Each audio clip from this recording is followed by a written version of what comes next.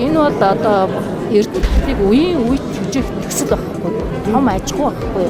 Уул уурхач одоо Эрдэнэт үйлдвэрийн нөөц чинь хэдэн жил болтой 20 30 40 50 60 100 жилийн дараа гэдэг юу яаш. Тэгэхэд энэ бол одоо энэ Эрдэнэт хотыг байнгын хэмжих айгүй том бизнесийн аж ахуй байхгүй.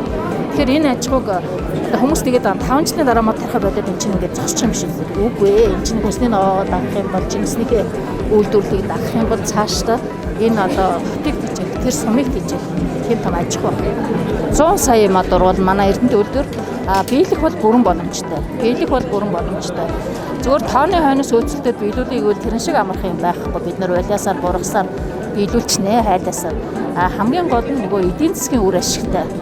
Эдийн засгийн экосистемтэй ч өрнөдөөтэй эдийн засгийн үр ашигтайгаар одоо өрхийн аж ахуй гэмтсэн аж ахуй одоо цөлжилтөөс хамгаалж байгаа хэрнээ одоо хүнсний ногооны хангамжтай улсын хүнсний ногооны хангамжтай холбосон агар аж ахуй ч гэдэг юм уу.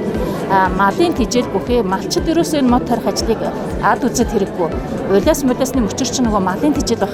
Бургасны мөчөр чинь найз зурчин малын үн тижэл одоо мал бургасны толгой идэд мэдэн шүү дээ тий.